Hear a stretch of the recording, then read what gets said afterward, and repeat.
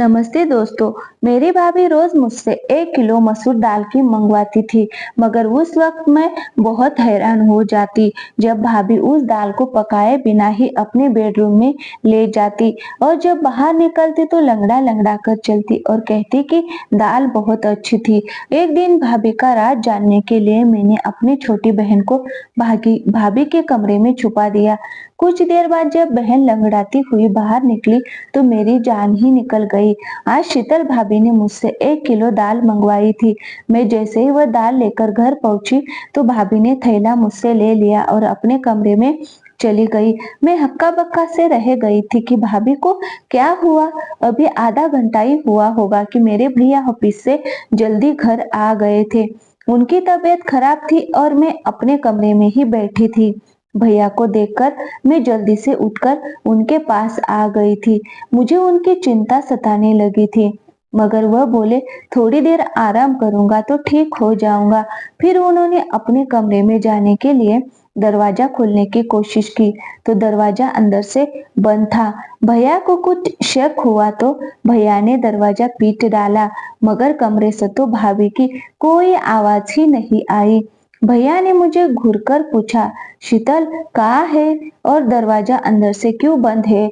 मैं घबरा गई। मैं बोली, भैया भाभी तो कमरे में ही है, शायद आंख लग गई होगी, हो सकता है भाभी आराम कर रही हो।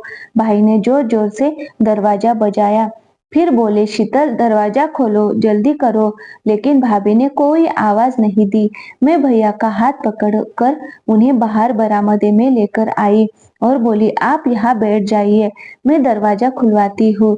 अब मैंने जोर जोर से दरवाजा पीटना शुरू कर दिया और साथ ही साथ कहती रही कि भाभी दरवाजा खोल दो, भैया आराम करने घर आए हैं, उनकी तबीयत कुछ ठीक नहीं है।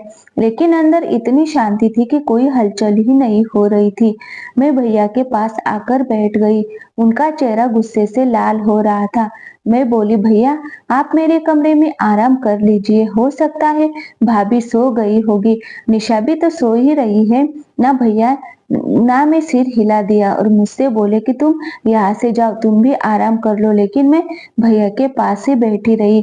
तभी भैया के कमरे का दरवाजा खुला और भाभी लंगड़ाते हुए बाहर निकलने लगी। भैया एकदम गुस्से से उठे और भाभी को चिल्लाते हुए बोले, कमरा अंदर से बंद क्यों था? तुम नहीं जानती क्या मैं अपने 2 मासूम बहन तुम्हारे हवाले करके काम के लिए बाहर निकलता हूँ? तुम तो हर रोज ही ये सब करती होगी ना। तुमने मेरी बहनों को अपना समझा ही नहीं है। मैं खुद 16 साल की कम उम्र और डरपोक सी लड़की थी। भैया को गुस्से में देखकर मैं खुद ही डर गई थी, मगर फिर भी मैं आगे बढ़ी और बोली, भैया आप गलत सोच रहे हैं, भाभी ने कभी हमको पराया नहीं समझा। वह माँ की तरह हम दोनों का ख्याल रखती है।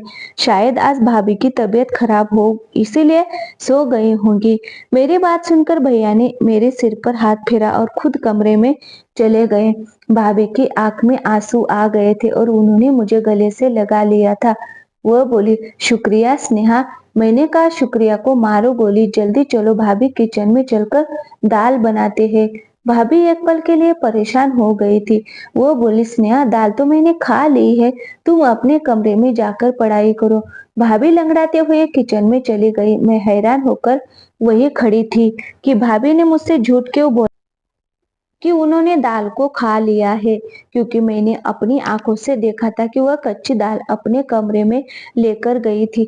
मैं अपने कमरे में आ गई और पढ़ते पढ़ते ना जाने मेरी आंख कब लग गई थी और सुबह को घबराते हुए अचानक मेरी आंख खुली। मेरे साथ साथ निशा भी जाग गई थी और अब हम दोनों किचन में जाकर भाभी की मदद करने लगे। आज भाभी भी मुझे बड़ी बेचैनी सी और खोई खोई सी लग रही थी। भैया भी किचन में आ चुके थे। अब भैया भी रिलैक्स लग रहे थे, भाभी से आराम से बातें कर रहे थे। मैंने ये सोचकर ये सब नजरअंदाज कर दिया था कि ये सब मेरा वहम ही होगा। सुबह में जल्दी उठकर कॉलेज के लिए तैयार हो गई और भैया के साथ ही चली गई थी। वो ऑफिस जाते हुए मुझे भी साथ लेकर जाया करते थे। मैं और निशा एक ही कॉलेज में एक साथ पढ़ते थे। उसकी फर्स्ट ईयर के एग्जाम हो चुके थे, इसीलिए उसकी छुट्टियां चल रही थी, जबकि मैं सेकंड ईयर में थी और मेरे एग्जाम के लिए अभी 3 महीने बाकी थी। कॉलेज से घर आने के लिए मैं बस में सफर करती थी। मैं जैसे ही घर पहुंची तो मुझे लगा ही था जैसे भाभी मेरे इंतजार में ही बैठी होगी। वो मुझे देखकर फौरन ही कहने लगी, स्नेहा जल्दी से यूनिफॉर्म बदल लो और मुझे 1 किलो दाल लाकर दे दो। फिर वह कमरे में पैसे लेने के लिए चली गई थी। भाभी की लंगड़ाहट खत्म हो चुकी थी। मैं जल्दी से मुंह हाथ धोकर भाभी के पास आ गई। मैं शीतल भाभी से पैसे लेकर 1 किलो मसूर दाल लेकर आई थी। आज मैंने भाभी को थैला पकड़ते हुए कहा, भाभी आज प्लीज दाल चावल बना लीजिएगा। मेरी भाभी के चेहरे का रंग एक पल के लिए फीका पड़ गया था। फिर वह हामी सिर हिलाकर दाल अपने कमरे में लेकर चली गई। मुझे एकदम से अजीब सा लगा था कि ऐसा कैसे हो सकता है। कच्ची दाल अपने कमरे में कौन लेकर जाता है। फिर मैं यही सब सोचती हुई अपने कमरे में आ गई थी और पढ़ने लगी। शाम के वक्त भैया ऑफिस से आए तो मेरे और निशा के लिए खाने पीने का सामान लेकर आए थे। भैया की आवाज सुनकर भाभी अपने कमरे से निकलकर आ गई और वो लंगड़ा कर चल रही थी। मैं हैरान रह गई कि पहले तो भाभी के पैर की लंगड़ाहट खत्म हो गई थी, अब दोबारा वह क्यों लगा रही है। मुझे भाभी पर शक हुआ, कहीं भैया को दिखाने के लिए नाटक तो नहीं करती। लेकिन जब मैंने भाभी के चेहरे की तरफ देखा तो साफ साफ पता चल रहा था कि वो बड़ी तकलीफ में है। मैंने अपनी सोच को फौरन बदला और भाभी के पास गई और उनसे पूछने लगी कि उनके पैर में क्या हुआ है। तो वो चुप बैठ गई। भैया को बड़ी भूख लगी थी, इसलिए भाभी फटाफट किचन में चली गई थी और मैं अक्सर किचन में भाभी को मदद करती थी। आज भी उनकी मदद के लिए मैं किचन में चली गई। मैंने कहा, भाभी दाल चावल के बारे में सोच सोच कर बड़ी भूख लग रही है। भाभी ने मेरी तरफ बड़ी अजीब सी नजरों से देखा था। फिर बोली, आज तो मैंने घर में आलू की सब्जी बनाई है। दाल तो मैं कब का खा गई, बहुत ही अच्छी दाल थी। ये सुनकर मैं हक्का बक्का रह गई थी। एकदम ही मेरा दिल भर आया और मैं सब कुछ छोड़ छाड़ कर अपने कमरे में आ गई थी। मैंने अपनी सोच में गुम थी, लेकिन निशा को देखकर मैं एकदम से चौंक गई थी क्योंकि वह अपनी पुरानी फर्स्ट ईयर की किताब खोलकर बैठी थी। मैंने उससे कहा कि जब पढ़ने के दिन थे तब तो तूने पढ़ाई से जान बचा ली थी, अब क्या फायदा इस पढ़ाई का। मैं निशा से किताबें जीने की ले हाथ आगे किया तो उसने मेरा हाथ झटक दिया और एकदम गुस्से से बोली, कभी तो मेरी जान बख्श दिया करो, हर वक्त मेरी माँ बनने की कोशिश मत किया करो। आप सिर्फ मुझसे 2 साल बड़ी है, 20 साल नहीं जो मेरे हर मामले में टांग अड़ाती फिरती हो। मुझे निशा से इस तरह बर्ताव की बिल्कुल भी उम्मीद नहीं थी। निशा ने तो कभी मेरे साथ ऐसी बात नहीं की थी। मैं उसे छोड़कर भैया के पास आकर बैठ गई। भैया मुझसे पढ़ाई के बारे में पूछने लगे, जबकि मेरा सारा ध्यान भाभी की टांग पर था। वो भैया के सामने आने का टाल रही थी और बहुत मुश्किल से कोशिश कर रही थी कि वह लंगड़ा कर ना चले। भैया ने मुझे जब यूं सोच में गुमसुम पाया तो परेशानी की वजह पूछने लगे। मैंने बिना कुछ सोचे ही भैया को बता दिया कि निशा ने मेरे साथ बदतमीजी की है। भाई ये बात सुनकर हैरान हो गए थे। फिर उन्होंने निशा को आवाज देकर बाहर बुलाया और बोले कि तुम हर वक्त कमरे में क्यों घुसी रहती हो, बाहर आकर हम सबके साथ क्यों नहीं बैठती। भैया के शब्द अभी मुंह में ही थे कि निशा ने जोर जोर से रोना शुरू कर दिया था। वो बोली, पिताजी खुद तो इस दुनिया से चले गए, लेकिन मुझे दर दर की ठोकरें खाने के लिए छोड़ गए। भैया कहता है कमरे में मत बैठो, भाभी कहते हैं घर के कामों में हाथ बटाओ, जबकि मेरी बहन तो मेरी दुश्मन ही बनी हुई है। भैया निशा की हालत देखकर हैरान रह गए थे। फिर भैया उठे और निशा को गले लगाकर प्यार करने लगे और बोले, निशा तुम जानती हो कि मैंने तुम्हें कभी भी अपनी बहन नहीं समझा, हमेशा बेटी ही समझता है। फिर तुम इस तरह की बातें क्यों सोचने लगी हो। निशा कुछ भी बोले बिना सिर्फ रोटी चली जा रही थी। हम सब भी परेशान हो रहे थे। फिर अचानक ही उसने अपने आंसू पोंछ लिए और हमसे माफी मांगकर कमरे में चली गई थी। भैया ने भाभी को आवाज देकर बुलाया और बोले, शीतल आजकल निशा घर में होती है, ये इतनी चिड़चिड़ी क्यों हो गई है। कोई बात नहीं है, क्या भाभी का चेहरा एकदम ही सफेद पड़ चुका था। वो बड़ी डरी हुई लग रही थी। वह बोली, सुनील, निशा हर वक्त कमरे में बैठी रहती है, इसीलिए मैंने एक दो बार उसे बोला था कि घर के कामकाज में थोड़ी मेरी मदद कर दिया करो। इस तरह से तुम बोर भी नहीं होगी। शायद उसे मेरी बात बुरी लग गई होगी।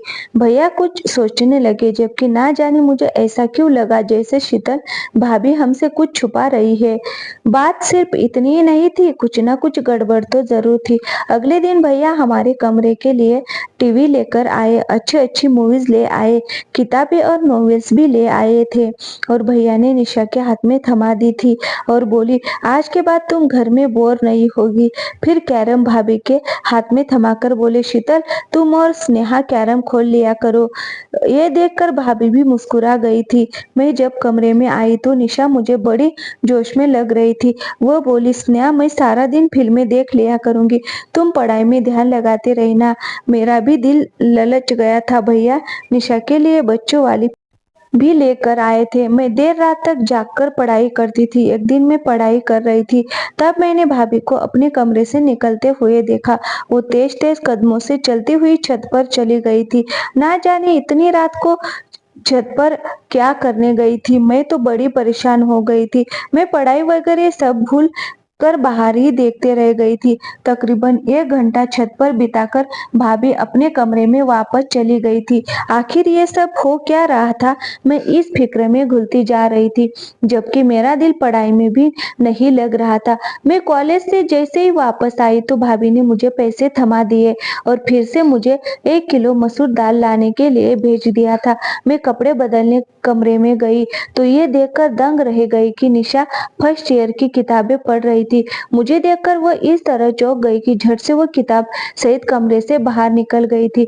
मैंने सोचा कि पहले भाभी की दाल ला देती हूँ, फिर निशा को तो बाद में देखूंगी। मैं दाल लेने आई तो भाभी ने मुझे थैला ले लिया और कोई भी बात किए बिना अपने कमरे में चली गई और अंदर से दरवाजा बंद करके कुंडी लगा ली। मैंने सब कुछ नजरअंदाज किया। निशा की खबर लेने के लिए कमरे में गई तो वह बोली, स्नेहा, तुम भाभी को ये रोज रोज दाल लाकर मत दिया करो। उसकी ये बात सुनकर मैं हैरान रह गई कि वह ऐसा क्यों कह रही है। तो मैंने इस पर उससे पूछा, क्यों, क्या हुआ? निशा जल्दी से उठकर मेरे पास आई और कान में ऐसी बात बोल दी कि मेरा सिर चकराने लगा। मैं निशा की बात झुटला भी नहीं सकती थी, क्योंकि वह सारा दिन घर में ही होती थी। उसे तो भाभी के हर काम की बराबरी जानकारी होती थी। मैंने निशा को कसम देकर मना कर दिया कि वह फिलहाल इस बात को किसी से भी ना कहे। मैं खुद इस सारे मामले की तहकीकात करूंगी, फिर सच सामने आ जाने के बाद ही कुछ फैसला करेंगे। मैं पढ़ने बैठ गई तो निशा टेरेस पर चली गई थी। पढ़ाई में मेरा दिल बिल्कुल भी नहीं लग रहा था। मैं निशा और भाभी की वजह से बहुत परेशान थी। ये दोनों ही बड़ी अजीब अजीब सी हरकतें कर रही थी। मैं अपनी सोच में गुम थी कि तभी भाभी कमरे से बाहर निकल आई और वह लंगड़ाते हुए चल रही थी। मुझे दाल में कुछ काला लग रहा था। मैंने कहा, भाभी, दाल कहाँ गई? भाभी बोली, वो तो मैंने खा ली, बड़ी ही अच्छी थी। तो ये सुनकर मैं चुप हो गई और फिर भाभी लंगड़ा लंगड़ा कर चलती हुई घर के काम कर रही थी। तब अचानक मुड़कर बोली, निशा कहाँ है? मैंने बताया कि वह तो छत पर गई है। ये सुनकर भाभी के चेहरे का रंग अचानक ही उड़ गया था और लंगड़ाती हुई छत की तरफ जाने लगी।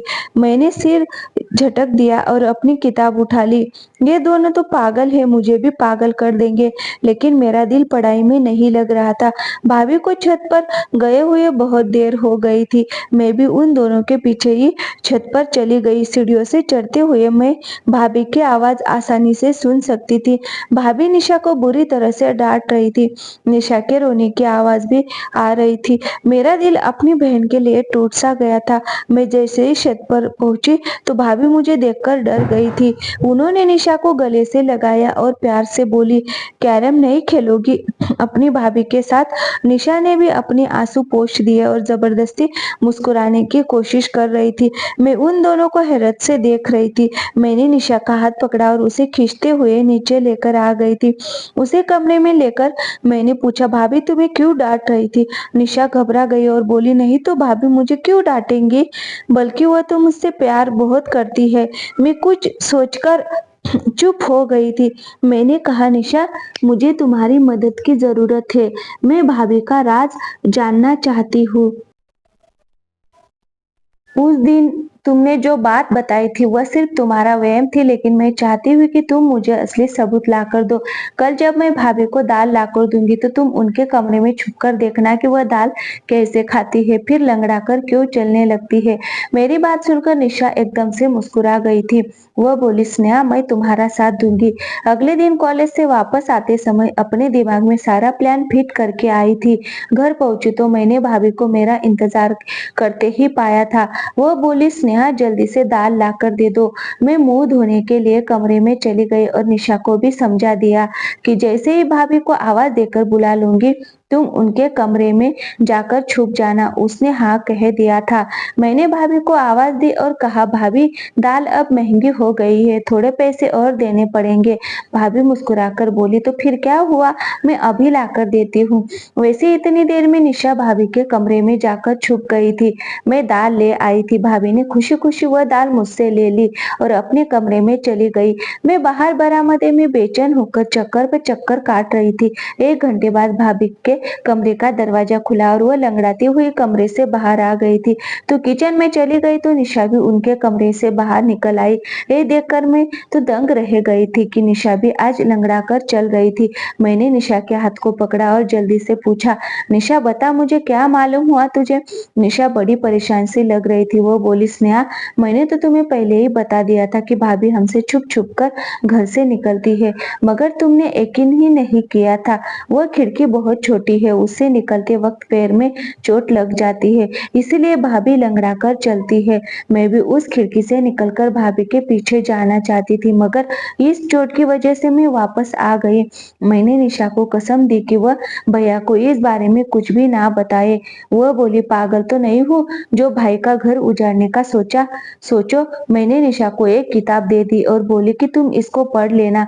मैं उसका छोटा सा दिमाग दूसरी तरफ घुमाना चाहती थी, जबकि मैं खुद इस दुविधा में फंस गई थी कि भाभी के बारे में भैया को बताऊं या फिर ना बताऊं। भाभी हमारे साथ तो बहुत अच्छे से रहती थी, मगर वह मेरे भैया के साथ बेवफाई कर रही थी।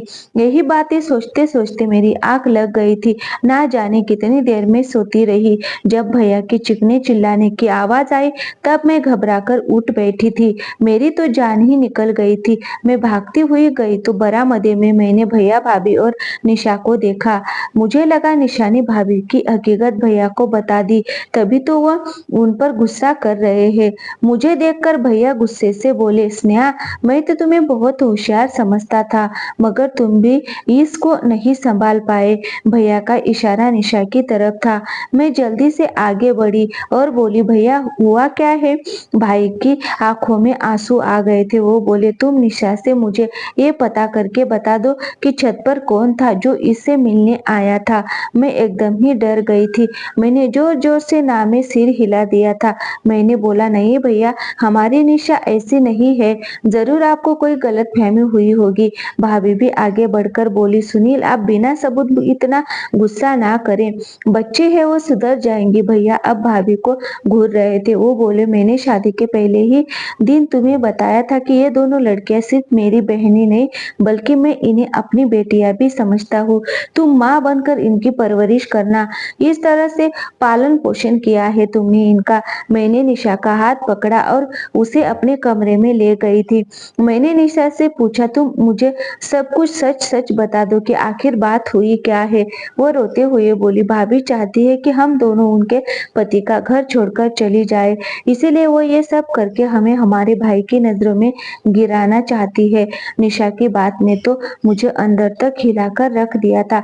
मैं बोली, तुम फिक्र ना करो, हमारे लिए गड्ढा खोदने वाली खुद ही उसमें गिर जाएगी।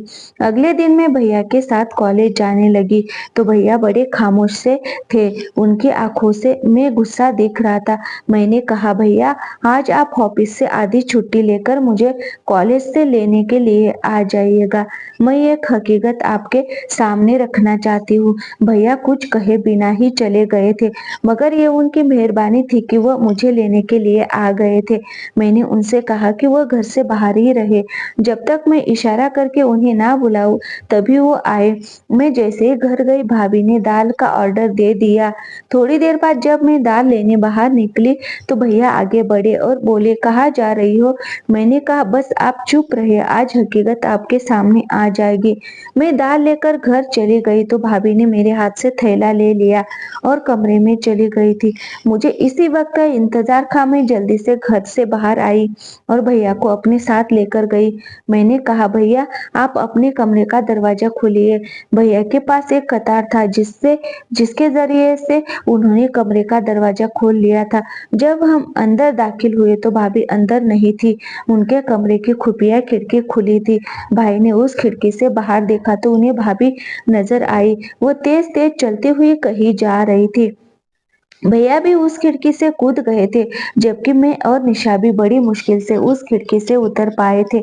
हम तीनों भाभी का पीछा करते हुए दूर एक सुनसान सी जंगल पहुंच गए थे। एक बाबा का घर था जहां लोग ताबीज बनवाने के लिए आ जाया करते थे।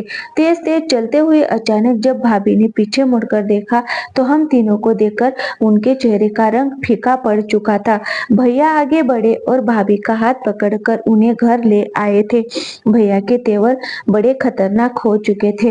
वो भाभी से बोले, शीतल आज मैंने अपनी आंखों से सब कुछ देख लिया है, तो झूठ बोलने का कोई मतलब नहीं है। मुझे सच सच बता दो। तब भाभी बोली, सुनील भगवान जानता है मैंने आपकी इन दोनों बहनों को अपनी बेटियों की तरह ही समझा है, मगर इनकी वजह से आप मुझ पर शक करते कि मैं इनका ख्याल नहीं रखती। इनकी वजह से आप मुझे दो शब्द भी सुना देते थे, तब मुझे ये वह वहम हो गया था शायद आप मुझसे प्यार नहीं करते। ऐसा भी लगता था कि जैसे आप किसी और से मोहब्बत करते हैं और मुझे तलाक दे देंगे।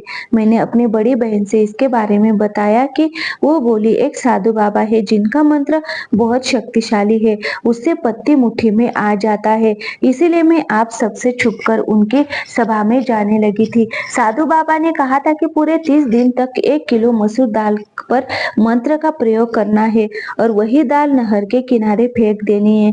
मुझे ये सब करते हुए पूरे 25 दिन हो चुके थे। मैं आप दोनों के जाने के बाद उसी मंत्र का पाठ करती थी, जिसकी वजह से निशा पर ध्यान न रख सकी।